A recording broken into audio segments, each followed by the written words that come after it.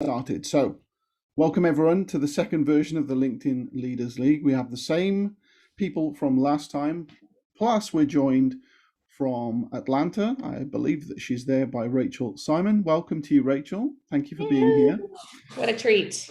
And everyone is wearing their Friday Shout shirts. I'm honored that you've all taken part in this. Thank you so much.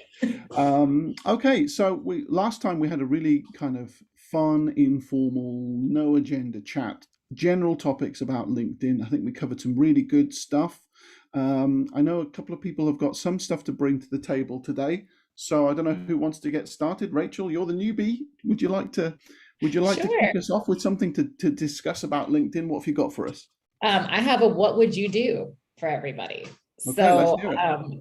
I recently connected with somebody, and this person has never engaged with any of my content. And twice this week, I have been mass tagged on their post, like probably 50 names in a comment. Yeah. The first time I untagged myself today, I have not yet done that. Do you keep untagging yourself, unfollow the person, or message them to say, would you mind please not tagging me, or block them? Interesting. Oh, John just froze.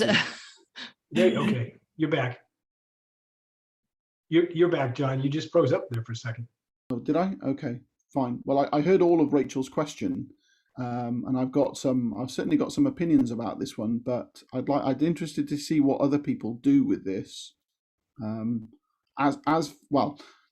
As for untagging yourself, I used to do that. I don't bother anymore because we kind of know from research that Richard Vanderblom did last year that if you tag a load of people and they don't respond, if more than 50% don't respond, then there's probably an algorithmic penalty on that person doing the tagging. So that in itself is punishment enough. So I don't feel the need to untag. And it kind of, untagging feels like a little bit of a passive aggressive move. Like if I were going to do that, why wouldn't I also just then DM the person, and then you might get into bit of an awkward situation. Certainly would unfollow if someone keeps doing that, especially if we haven't engaged with each other. I'm not going to remove a connection and block, though. I think that might be a little bit too far. What do you think, Jeff, Gillian? What would you do? Yeah, I'm a little bit different. I don't. It doesn't happen to me very often because most of the folks that I network with don't do that. So I don't get mass tagged very often, Rachel. But there are occasions when I will get too many, and I have untagged myself a few times. But I agree with John. I think that the thing is that that's not gonna. They may not even notice. Okay, right. So that's kind of more for your own benefit than theirs. So I would actually end up DMing the person and saying, hey, would you mind not making me a tag wall, kind of person, and that's fine. Unfollowing them, well, you don't get much of a choice of seeing their content then, okay? So therefore, if you're ever going to engage, you kind of have to continue to follow them. And again, it would be, the starting the DM conversation may actually start, more of a conversation than the posts would. From that perspective. But I definitely wouldn't unblock them either. I mean, that's not a blockable offense necessarily. Yeah, no, that's just a bad judgment in etiquette as far as I'm concerned. And I untagged myself the first time more because I just didn't feel like dealing with the notifications because it's annoying. Well, a lot of times instead of untagging myself, what I'll do is just mute the post. Oh, smart. Good idea. Yeah. That way I don't see any more of it. Yeah. How do you deal with this, Brenda? I actually have a blog and I shared it with you guys in comments. Yeah. I don't know if you'd be open to me sharing it on screen just to talk through the technique. Absolutely. You go. Do I have share privileges or no? I might need to on security you probably have to allow. Let's see if there's an option to allow share screen. Under security, I think you got to make me a co-host to share. Okay. Well, is there another way to, John? Will that change the recording? I don't think it shouldn't. So. Okay. You're now host, Brenda. Oh, okay. Uh-oh. I can steer this thing off. Go. All right, so I'm trying to share my screen right now. All right, so this I created because I was like, similar to you, Rachel, I'm like, why do these people keep tagging me in the post? And I kind of go through, the do you get tagged all the time? It's from people you don't really know. In the beginning, I was like, oh my God, I've made it. People are tagging me. They think I'm taggable. And then they're tagging you to get more reach for your post. So I guess it's kind of flattering that they're doing it, but then there's like 50 people and it's kind of annoying. And then I'm like, okay, they're benefiting from my network. They're jumping on my coattails a little bit. And, it's a one-way thing, take. And sometimes I remove the tag and I would tell people that, but that took time. It takes time to go to the post and remove the tag. And then I would just ignore them. And then I kind of went through and I'm like, you know what? If they're going to tag me on the post, here's what I'm going to do. So I have this blurb now that I've created, and thank you to John Espirian. And I'm just going to demonstrate this. How do I do this? I think if I go into the comment on the post, I can show you. So there's this wonderful program called Text Expander where you can put little messaging snippets. So I've taken that blurb from the blog and I have a little tag, a thing I just said spam. Whoops, I can't spell spam tag. And then Text Expander writes the whole thing out for me. Wow. So thank you for including a mention of me on your post. And then I'm just going to replace this and say Rachel, whoever it was that tagged me. And I'm using this as an opportunity to bring people back to my post. I don't care that people don't do it, but I want them to know that I saw that I was tagged and I'm going to be self-promotional all over them. Now, personally, it kind of makes me feel good and it helps me to stay true to my brand on, who I am. And I don't want to stoop to their level or be snide or, whatever. But if they continue to do this and they just never respond, or they might thank me for that comment or something like that, then I might private message them and I might just say, hey, Jeff, saw that you've been tagging me on the post and I'm trying to figure out if there's a reason. So I'm going to now give them the chance to respond. And there's this one person in particular. And I said, are you looking for help with LinkedIn strategy and trying to use, tagging me as a way to get more reach? If so, maybe we can talk. So I'm like pivoting the conversation to how I can help them, potentially as a client. And this one guy in particular, he's like, no, I really don't need more leads on LinkedIn. I'm just, using it as a way of spreading the word. And then I might send him this blog at that point. And, hopefully he's going to re-educate himself. And I say, I typically am very cautious about who I tag. I will only tag if it's relevant to that person. Otherwise, it might annoy the people because they're getting notifications. I hope you don't mind that I'm sharing this with you. So I'm kind of trying to soften that up a little bit. So I don't know, that's just an approach. And if you guys like the technique, feel free to plagiarize it and use it for yourself. I love it. It's a very good idea. And let's just say hello to Kevin, who's joined us. How are we doing, Kevin? Thanks for being here, buddy. Pretty good. And my apologies for being so late. It's okay. Nothing quite works on the island like it should anywhere else. And so that's just how it is. So I'm now using my phone because the Wi-Fi on my laptop wouldn't function at all. So okay, no problem. I'm here with you. Thanks for being here, Kevin. I'm in a little bit of a public space, but we'll go from there. Okay, cool. So Brenda's comment there about how she responds to being put into a tag wall, that makes me think, I wonder, do you know if hashtags in comments are now searchable? Some people say they are. I haven't found that they are searchable for me, because I just wonder whether if you included a special hashtag in that boilerplate text that you've got, you can kind of look back to see how many times you've used that response, or who are the people on whose comments you've actually used that approach. Yeah. And maybe you can gain some insight in that, but you'd need a special hashtag or some special word that you wouldn't use elsewhere. Well, you could search for it, John, right? Like if you clicked on the hashtag, could it, or are you saying it won't allow if it's in the comments? If it's in the comments. Some people have said that hashtags are now searchable in comments, but every time I've tried, I have not found that to be true. John, I've noticed that they're being indexed externally. So Google is indexing even comments with hashtags. Okay. So you can find a comment through Google. So it is open to index, but there was a short period where you could actually do the LinkedIn search box, and you could actually search and find comments with the hashtag, but that stopped probably about 3 months ago.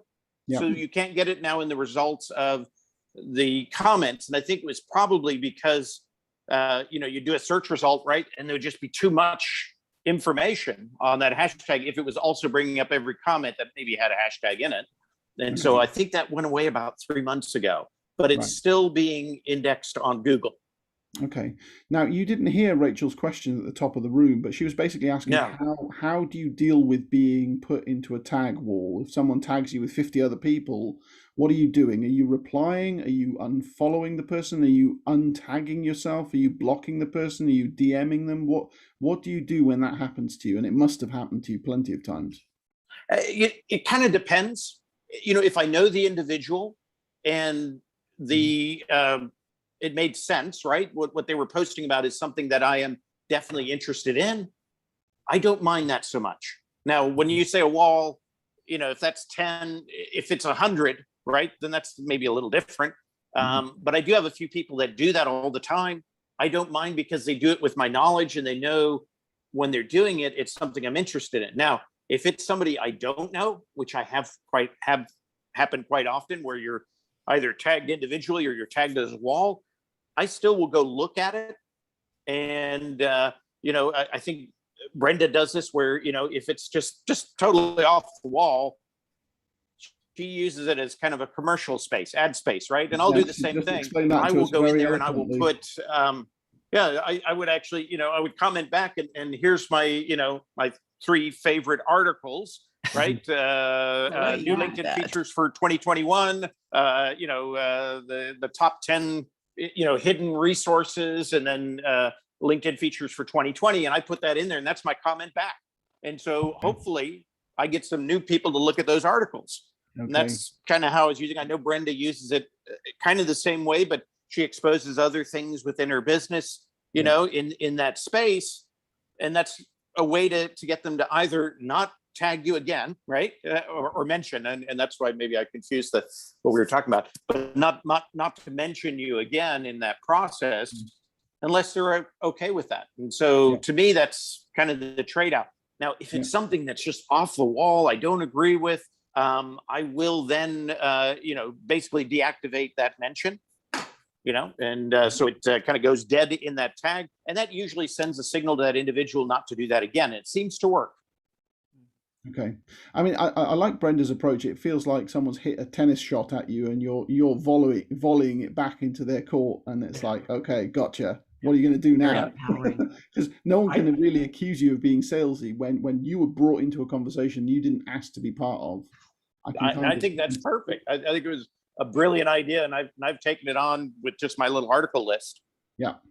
I love that add-on, Kevin. I think I'm going to do that. I might say, here are 3 things I'm working on. Like, here's my upcoming webinar. Here's my LinkedIn Live with John Espirian. You want to check it out. And then here's I like using it for whatever you're selling right now. I love that little add-on. Yeah, I don't have time to reply to your comments because I'm busy on my YouTube channel right now. I love it. I love it, Brenda. But the first thing that came to mind when you said that is like, fight spam with spam.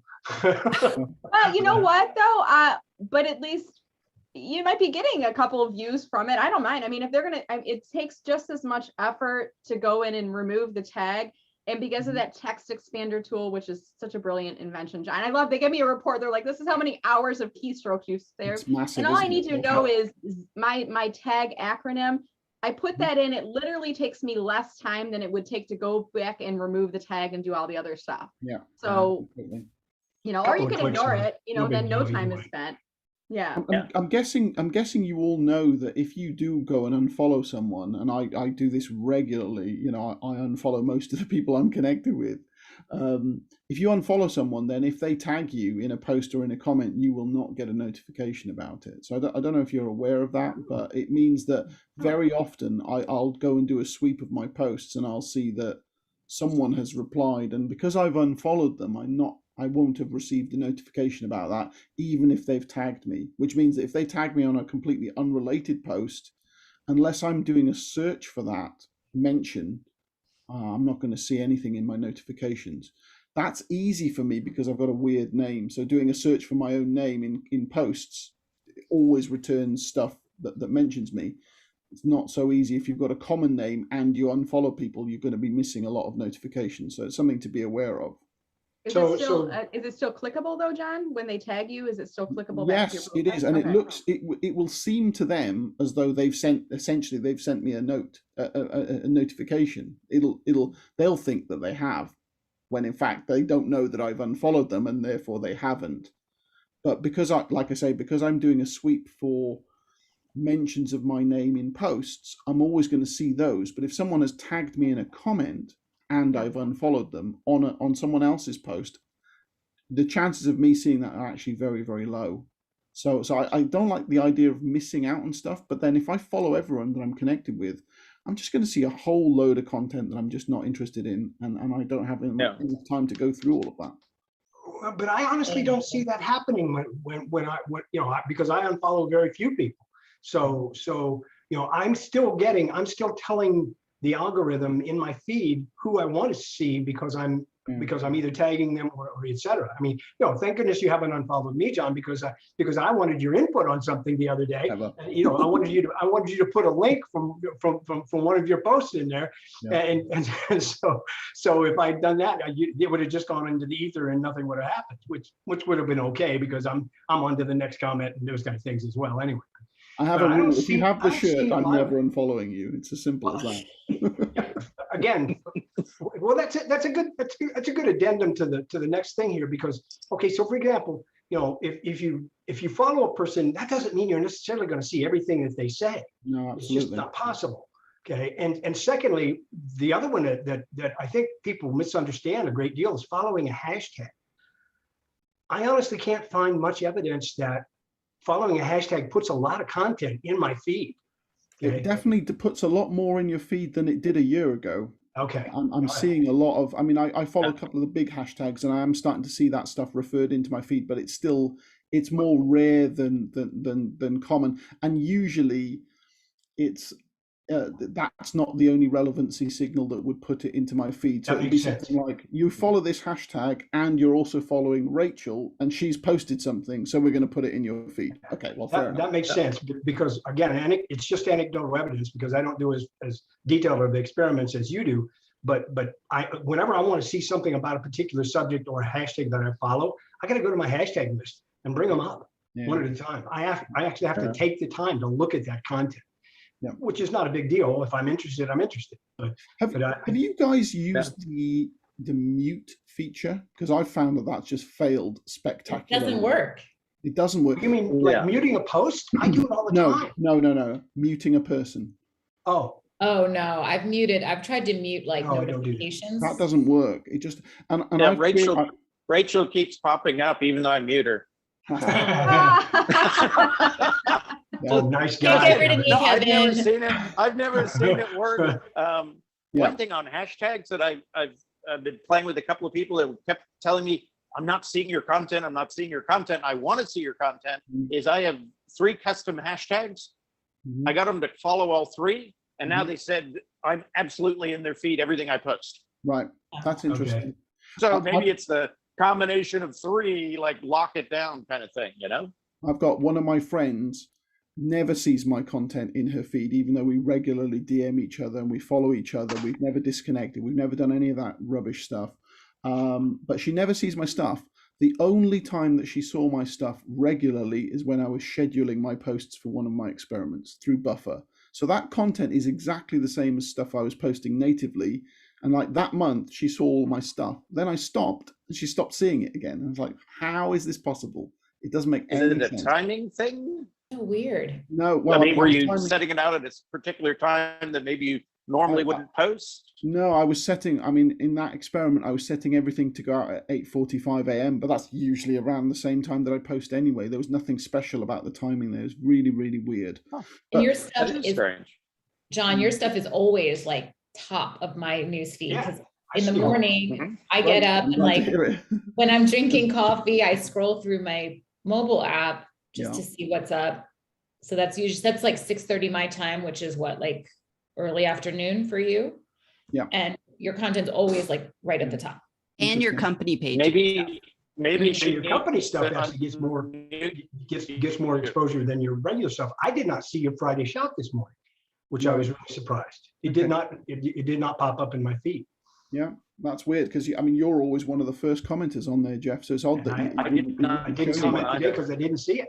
But on the point about muting, now I tried to use this because they released this not that long ago, and I thought this is great because I hate the idea of blocking people unless they really have offended me. And yet there are some content creators whose success is kind of like, it means that I always see their stuff in my feed, or either not necessarily directly, but usually referred from one of my connections. Yeah. And before the introduction of the mute feature, I would have to block that person. It's the only way of seeing it. And that's awkward because that seems to be a value judgment on the person. And it isn't in almost every case. It's just, I respect what you're doing. I just don't want to see it. John, is that mute? Is it at the user level or is it at a post level? Are you able to show that on screen or no? You can. The mute option appears on a post. On a post. It will appear where you can say, you can either unfollow the person who's referred the thing into your feed, or you can mute the person whose content it is. And to me, they are different features, right? If you unfollow a person, that means that you are currently following them and you no longer want to see their stuff. Whereas muting, to me, means I've never followed this person. I don't want to block them, but I also don't want to see their content in my feed. That's logically how it works. Except I tried it. It didn't work. I kept seeing, I'm not going to name names, but I kept seeing content from the same people. And I'm thinking, I've already muted you. Why am I seeing your stuff? I raised a support ticket and LinkedIn were basically telling me that the functionality is the same as the unfollow functionality.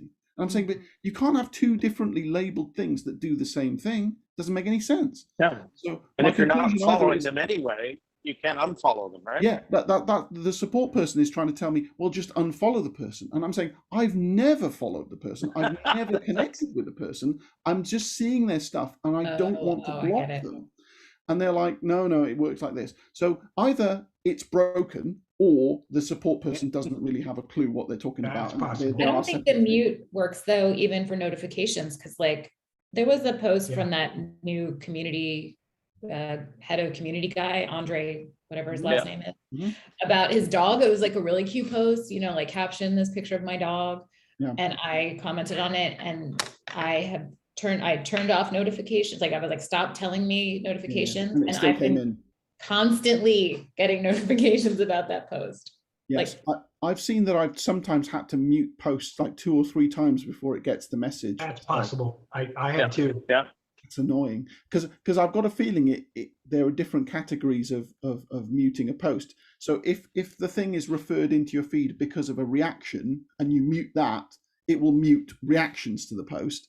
But if you mute a comment, it'll mute comments to the post. It's not kind of taking the umbrella approach of saying, okay, I just don't want to see this. Don't want the post, yeah. So I think maybe there's some of that going on. Yeah. Are they still using the mute feature? Because I'm not even seeing it as an option on posts. Oh yeah, I mute posts. You will only see it if there's someone that you're not connected with and you don't follow on a post. So if you go and scroll your feed and you find something from a second or third level connection that has been referred into your feed by someone you do follow, then you should see, when you click the 3 dots, you'll see unfollow the person who referred it and mute the person that you're not connected with and don't follow at all. You should see both those options. Wait, you know, one of the differences, John, is where I will end up muting the post many times is in the notifications.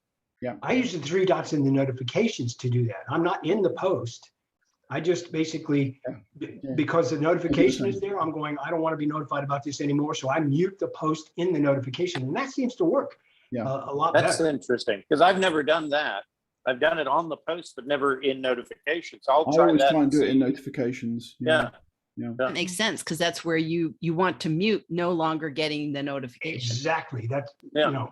Right. So I do, you know, and during the time I was on holiday, I did something that John says he does all the time, which is I was deleting notifications. I normally never ever delete a notification. I click on it and go do something with it most of the time.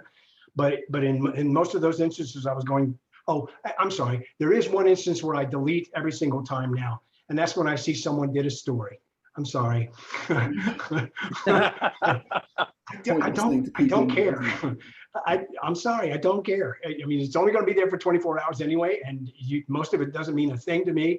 So does anybody know when a story, what qualifies to make a story show up in a notification on your desktop? There's no rhyme or reason to that. I mean, I've been seeing recently, I've been seeing lots of notifications for Elia Francis's stories, but there's nothing, I've looked at them and there's nothing that differentiates them from any other story. So I don't know why LinkedIn is particularly picking on hers to notify me. It's really weird. I wish there were a magic trick for being able to prompt them. But of course, the thing that we really want to see if stories are going to work is you view someone's profile and then it says that person also has a story. And they should be doing this. I predict that they will do it soon, because the user interface furniture for cover story is exactly the same as desktop story mode. Yeah. And so given that they've implemented one, that I would think that what they'll do, this is my prediction, is when you go to someone's profile, you'll see their nice smiling face and you'll see the orange ring around them. And if you click the orange ring, at the moment, you get their cover story, and then there's a link to the side that says view their profile photo. And maybe they'll add a third category to that to say view their latest story. And then it comes up in the same user interface furniture that you've already got. That would make sense logically, but because I think I'd get a lot more views. I mean, whenever I've done stories, I get between 100 and 150 views. And I've got 36,000 followers. That's a terrible viewing rate. And the response rate is like, I get like a handful of a few people hit the heart button and one person comments with, good story or something. I just don't get any responses at all. So it's not worth my time to do it. Yeah. I don't know why they don't put a stories feed on desktop. Like on Facebook, like putting it at the top? It just runs across the top. You got your feed going this way, your written stuff. You have your story feed going across. Yeah. I might actually view some, because majority of the time I'm on desktop. Yeah, I'm not on mobile. That's the thing. They have to incorporate it. So that feed is already in place in mobile, but I tend not to look too much there. But I suppose if it were on desktop, I probably would look at it more often. But yeah, and it might be interesting. Associating it with your profile, I think, would be a lot more of a powerful method. Yeah. So here's what confuses me when we're talking about stories, because this kind of came up in a post I was doing yesterday, is that in order to do the swipe up link on a story, you have to be either a company page or you have to do it from your personal profile and have 5,000 or followers or connections. And everybody was asking, like, why 5,000 to just have a link? Like, that just seems overkill. To get on Brenda's rockstar list, obviously. but then you think about creator mode. You could turn creator mode on with 10 followers. Like, it doesn't matter. To me, that doesn't make sense. Why can you be a creator, and turn on creator mode and have barely any followers, but you need 5,000 followers to have a link in a story? If LinkedIn wants stories to take off, I think they should drop down. Yeah. They shouldn't have those regulations. Why even have that? You also need the follow first mode enabled for links to work. I can see why you need to have a certain bare minimum, because the see more, the swipe up link is not revealed to the person until they swipe up. So there's no way of telling what the destination is going to be. So if you were someone with a dodgy account, you could send someone anywhere and they wouldn't know until they've actually swiped up to go to the link. There's no way of previewing what the link will be. You don't see the URL. I discussed this with Mark Williams a while ago, and we both agreed that there is no way of determining where the link's going to take you. So if I took you, for example, if I took you to a page that looked like the LinkedIn sign-in page, and it was the first time you were using a swipe up link on a story, you could think, oh, right, it's logged me out. Okay, I'll log just back in. Great, I've got your username and password now. Ooh. And then you don't see that story again because it's going to vanish in 24 hours. And meanwhile, I've just collected a load of details. And I didn't actually do a good reason to do something like that. Yeah, but that's what people do, right? I didn't do a proof of concept of this, but I did think about creating a fake website that actually looks exactly like the LinkedIn sign-in page, just to demonstrate to my followers, don't follow these links because look, this is a white hat trick. I've just tricked you. I'm not going to do anything with that information, but just be careful on what you swipe up on. You can only do that with people you trust. And if someone comes along with 2 followers and does that to you and then deletes their account the next day and sets up another one, they could maybe go through and gather loads of dodgy information. It's very unlikely to happen, but it's a frailty in the system because normally you see link intent. And with this, it's masked from you, so that there's a bit of a security concern. But isn't that done in a regular post too, John? Because if you put your URL in the post, it shrinks it down to that sort of LinkedIn tidy post link. Well, it does if your URL is longer than 26 characters, but even then, you can get that short URL and you can put it into getlinkinfo.com and it will tell you where the destination of that link is. So if you're ultra security conscious, you can always tell what the destination is going to be. You don't get that opportunity on stories. There's just no way of telling where you're going to go. Swipe and it teaches you right there. Yep. When you get that shortened LinkedIn URL, that actually goes through Google Backbone and checks destination. So it checks destination for malicious code on arrival on the page. So LinkedIn, because now it's implemented Google Backbone, now is doing that. So sometimes if you ever click on something within LinkedIn, and it actually will have a pop-up that comes up and says, we found malicious code on this page through our association with Google. So everything that has the short link, the LinkedIn URL that's shortened, that's all been pre-checked. So technically they could do that even with this system with, if they were doing that where you could put that in, they could pre-check those. That would solve that issue. But I know they're doing that, and that's a good thing. I'm just theorizing as to why they put the 5,000. I mean, 5,000 does seem like a high bar to entry. Very high, especially because there was a lot of people that were like 2,500. Like they really feel they have a sizable network, because the idea usually is once you hit 500, you're kind of in the game, so to speak. Yeah. I mean, it'd be interesting to know what the median user count is for the average, the connection count is for the average LinkedIn member, because it's probably fewer than 500 people. Yeah, and so anyone who's let's say got 2,000 is well above. They're probably in the top 10% or something. I saw that somewhere. There's a stat page that actually has that, but I can't remember where right now. I'd be interested to know. Yeah, looking up LinkedIn, you might even be able to Google it. Maybe. I've got a question for you about one of my current bugbears is about understanding what these new creator managers are doing on LinkedIn. Now, a number of them have posted to say, hey, I've got this job as a creator manager. I'm delighted to be taking on this new role. And I always comment to say, congratulations on getting the job. What do you do?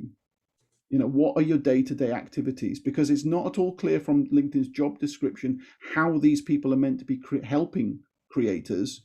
Now, one of my connections, when I replied to one of these people who took on the creator manager role, she then replied to my reply to say, I'm also curious. That creator manager set up a Zoom call with that person, completely ignored me, but set up a Zoom call with that person. And that person has posted, I think today or yesterday, with some of the outcomes of that call, all of which, none of which surprised me. It was all basic stuff, like make sure you comment on other people's stuff. Don't worry about putting links in your posts. It's not going to be penalized. All the stuff that we kind of pretty much know is true. The last point they made was interesting, the question was about, does turning on creator mode damage the visibility of your posts? And the response was, I can't remember word for word, but it was something like, there was some, don't be quick to turn it off Oh, Right. I saw There that. were some bugs. That was from LinkedIn, right? LinkedIn was like, there were some whoa, bugs. whoa, in the whoa, it's early gonna be days. cool, you guys. We promise. Don't go away. Yeah. It's really We cool. fixed More the to come. glitches. Yeah, there Yeah. were some bugs in the early days, and you know, it should now be doing what creator mode was intended to do and support creators. And I'm like, oh, okay, that's a kind of an admission of a failure, because I've seen some drop in engagement, but I don't know whether you guys are on creator mode and what you've seen. So let's talk about that a little bit more. Yeah. What does support creator mode mean? What does creator mode supporting you mean? Okay. Again, we had this conversation the very first time we talked, and I'm still maintaining that creator mode has nothing to do with reach of a post. Okay.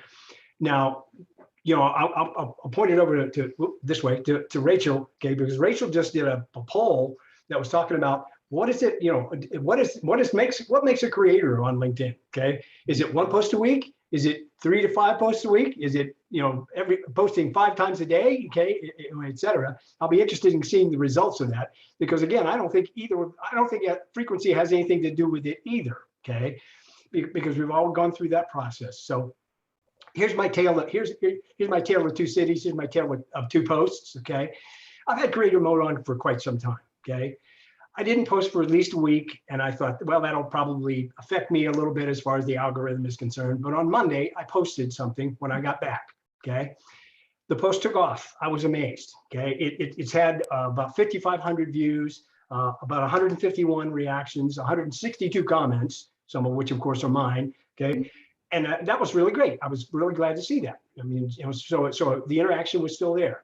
Now, did creator mode have anything to do with it? I doubt it, because 2 days later on Wednesday, I posted another post and it fell flat on its face. The one with my acronym for networking. Okay, I thought that was pretty cool, folks. I'm sorry, I spent some time doing that, but you know, that one went boink. No, nothing. Hello, no. Is anybody? No. You're out there. I know you are. I can hear you breathing. Okay, you know, kind of thing. But it's only got like 650 views, 29 reactions, and 28 comments. Now the thing about it is, I don't think creator mode had anything to do with any of that. Okay, I think it is all about the content. It's all about what was there. It's all about the number of reactions you get, and all about the number of interaction you get. And oh, by the way, the one that I did on Monday is still getting comments and still getting views. The view count is going up faster on the one I did on Monday than it is on the one I did on Wednesday. And I just got a comment about it earlier this morning before I got on this call. So you convince me otherwise, folks, but I don't think creator mode has a thing to do with what my content does out there on LinkedIn. I love creator mode. I like what it's done to my profile. I would love to have creator mode on steroids, which would mean I could actually reorder my own profile in any section and put whatever I wanted up at the top. That's the key here, flexibility, folks. Okay.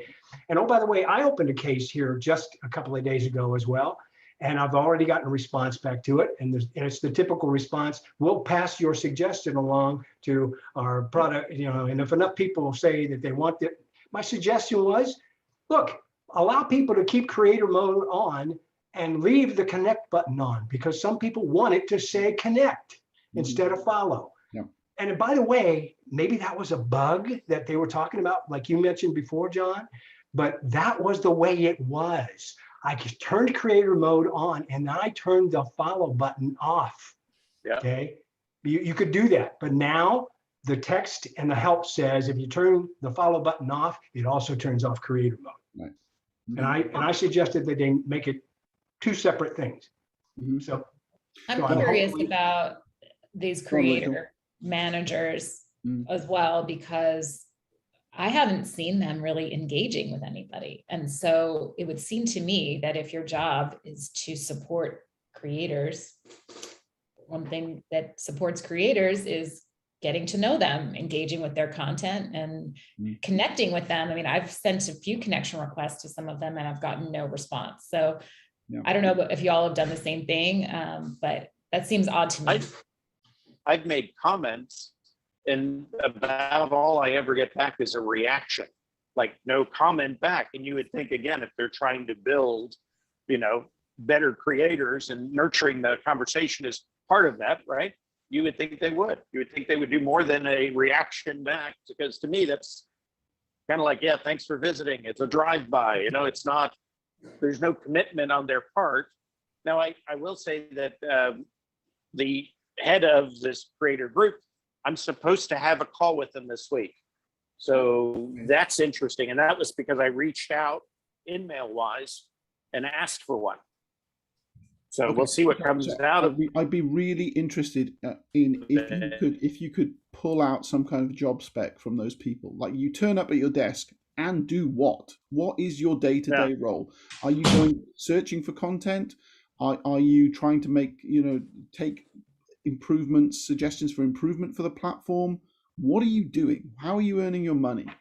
And I've got a job posting for one I can send to you, the actual posting for the job, which kind of goes through some of that. And it is, I mean, their task is within, I guess, their scope. They get assigned kind of a scope is to develop the creators within there, to assist them in creating better content. And so, that's their task. But I can send you that when I get back to Dallas in a couple of days. I'll send you the job posting, which kind of goes through, like any job posting, right? The nuts and bolts of what they do every day. But that's the gist of it, is they're supposed to develop those creators so early on that nobody knows what they're doing yet. Right. Okay. Yeah. My hope is that this isn't just some way of supporting LinkedIn marketing solutions, because they call it LinkedIn marketing solutions, but it's basically, let's think of ways that you can place ads with us. That's essentially what their job is to do. And I hope that this isn't just a way of saying, hey, have you thought about reaching a targeted audience to support your business by using LinkedIn ads? Because we're all interested in growing organically, and maybe in the future that won't be possible, but it is currently still possible. We still see people blowing up on LinkedIn and they haven't paid a penny for ads. So it can be done. It is being done, and people shouldn't be forced to go down the ads route if they don't want to do that. Yeah, and I think that, like, you look at SSI, right? SSI is a tool, not really to tell you how you're doing on LinkedIn. It's a tool to sell you. Navigator, because the two middle components are all about using Navigator. That's how you bring those scores up. This could be something similar, but the difference is they don't assign anybody, to promote SSI, whereas here they're actually putting staff in to, service creators. So I think it may be different. I don't think this will be tied to the kind of the pay to play. I think that still exists, but I think their real thought is to really create better content, because that's what people come to LinkedIn for, right? Is to learn, to be entertained, or whatever it is. So I think that they know that there's a lot of content being created, but a lot of it's the same content, or it's not all that exciting, or it's a reshare of a bunch of stuff, And I think what they're really trying to do is, how do we really take a group that's fairly small and help them make better original content, so more people will spend more time on LinkedIn. But I think that's the main driver. If I ever got an audience with these people, then the first thing I would tell them is to look at the fix list that I came up with, because there's loads of stuff that is just plain broken, and everyone's user experience would be better. You'd have longer sessions if the stuff just worked. So go and fix that stuff, and people will hang around for longer, and therefore you'll get better results from everyone on LinkedIn, not just the creators. That's what I would tell them. They can even fix it and call it a new feature, because it actually works, right? Yeah. And that's one of their drivers right now, is they've got to create new features. Part of their assignment by Microsoft is to do that quarterly. Yeah. So that would be a perfect way to figure out a list of new features. I don't know whether you had a chance to take a look at the people you may know changes that were on their engineering blog, but that's it's a weird thing that they're spending some time reorganizing that. So basically everyone has a panel on their profile called people you may know, and it appears in the My Network tab as well. And now that there's some kind of ranking that goes on, so that they make sure that they try and put people who actually would be relevant to you. That makes sense. But now they're saying that there's going to be an extra layer of ranking that goes on top of that is related to the number of invitations that person has received in a week. and so that people who are basically really, really popular and have received loads of invitations won't be ranked highly in that people you may know search. Now, I read that as meaning that it will be people who've received a lot of invitations and who haven't done anything with them. But actually, reading it again, it doesn't really say that. It could just be people who've just received a lot of invitations. Maybe they're dealing with them all really efficiently. Those people might still be deranked in the people you may know to kind of even the playing field. It seems like a weird thing to do, and it seems like a weird thing to devote resources to. Like, that is not the pressing concern that LinkedIn members have, is the relevancy of people in the people you may know tab, is it? So it's like, why are you spending time on that? Why not just maybe make stories better for people, or make notifications work better, or unfollowing people work better? I don't know. What do you think? And to me, that feature to me is who you know is more for, I think, somebody just getting into LinkedIn. Yeah. Right. They don't know who their network is yet, and they're not sure who's out there. So to me, maybe what they're trying to do is to get those who have, initially joined LinkedIn to get more active, right? The more connections you have, the more network you have when you begin, the more likely you are probably to stay on LinkedIn. So to me, the who you know was always for the novice, the beginner who just got into LinkedIn and doesn't know who to connect with yet. And so I think that's to stimulate, the person coming in so that they'll stay for the long run. So like, oh, I now have 500 connections and I never even thought about them, right? So I think that's what that's aimed at. It's not aimed at us because we already know who we want to know, right? I've never seen anything in that list that I go, oh, wow, I forgot about Joe or Jane. I ought to connect with them. I've never seen anything like that. I've seen interesting people, but I've never seen anybody that I wanted to already be connected to who I wasn't. Does that make sense?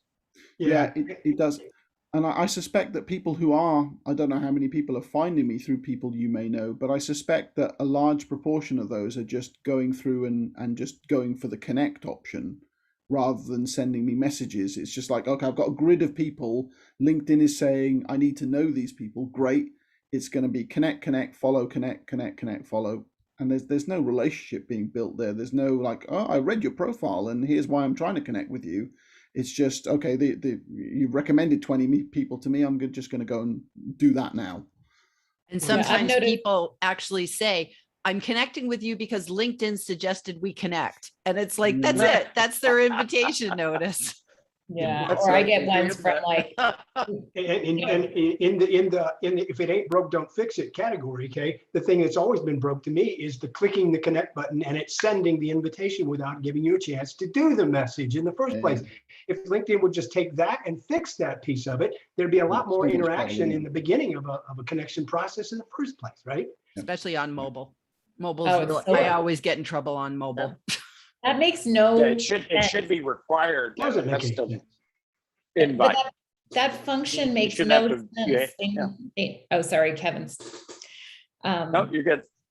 That they know that the majority of users are on mobile yet, and they keep saying always personalize, yet most users, I think, don't know how to do that because it's like, you got to dig for it. And we make mistakes too. I do it all the time. Right. I'm like, damn it, I did it again.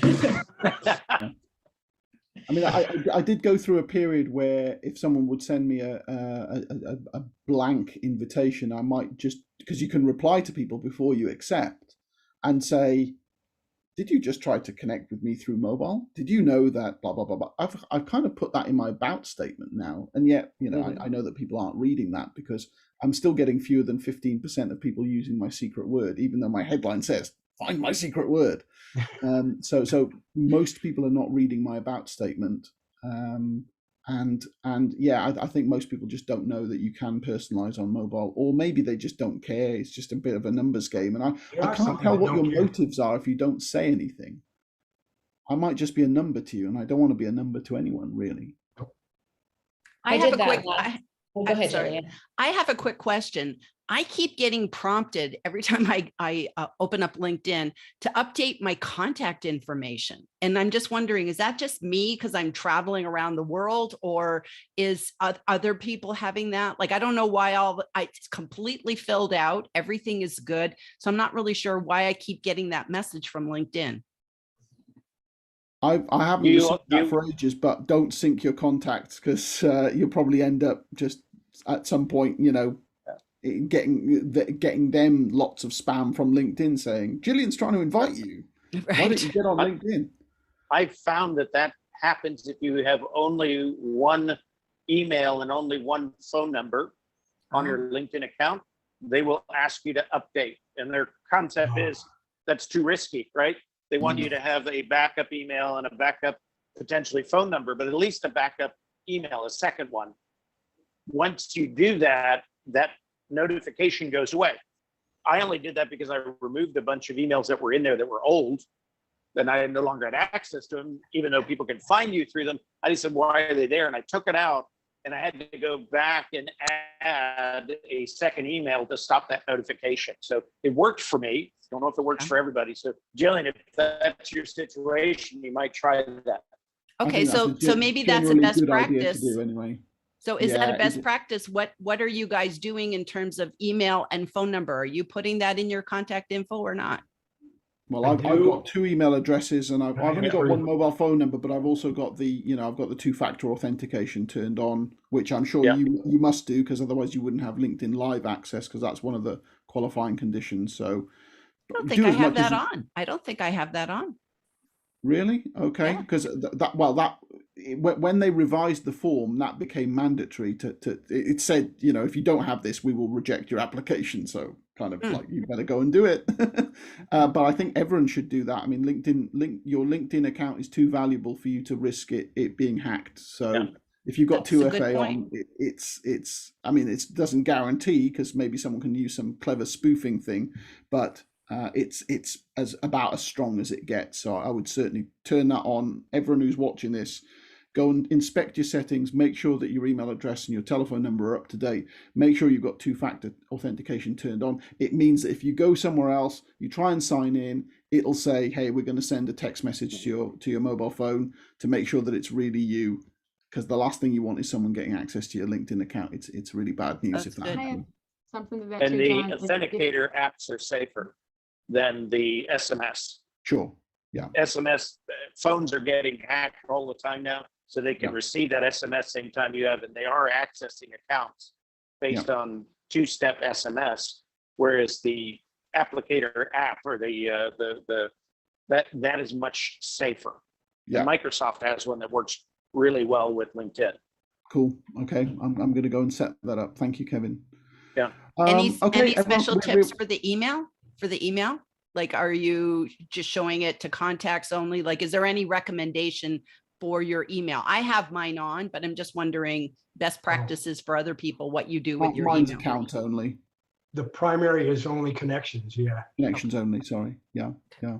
I actually have mine posted in my graphic, and I also posted in my about section, but in the about section, I parse the email so that spam bots don't pick it up. I don't get any spam from it. I've done that with my phone number formatted in a way that the spam bots do not pick up. I've never received any spam from it. And that's been that way for close to 10 years. How do you do that with your phone number, Kevin? With my phone number, I use +1, right? Negative, and then the phone number, and you can either put dots or negatives in that phone number. A spam bot will run through LinkedIn looking for things that look like an email, look like a phone number. They won't bring either one back because it would bring back too much junk. It only wants the stuff that exactly fits the equation. So it goes right past it. And so it allows you to post it, be safe with it, And again, the other option is I put it in my background banner app, the background banner at the top. Only a human can write that down. Got it. So good. Nobody can, pick it up and start spamming you with that. And rarely do spammers send humans out to write stuff down, Yeah, so it seems to work, and it's fairly protective. interesting enough, I do have on my invite that you have to have my email to invite me. What's beautiful about that, a box pops up, and right above it, if you're on desktop, is my banner with my email in it. People still can't get it. So John, you talk about your secret word. This thing's sitting right on top of the little box that says enter the email, and it's got the email right above them. Yeah, people don't read, do they? Yeah, they send me an email going, I don't have your email. How do I do this? And I'll usually say, look above. It's right there in the banner. And so it is interesting. I think it's probably worthy of a post to remind people about some of those best practices with email addresses, telephone numbers, and so forth. Okay, we're at the top of the hour, and it's time for me to run. But thank you, everyone, for coming along. And we'll get this published soon. And I hope that we're going to get loads of questions from people, and maybe that can inform the next discussion that we have, because I'm sure that we're going to meet again, perhaps on LinkedIn Live. So once again, thanks for being here, and I will catch you all soon. Okay. Cheers, everyone. Bye, everybody. Take care, weekend, folks. Sorry for being late.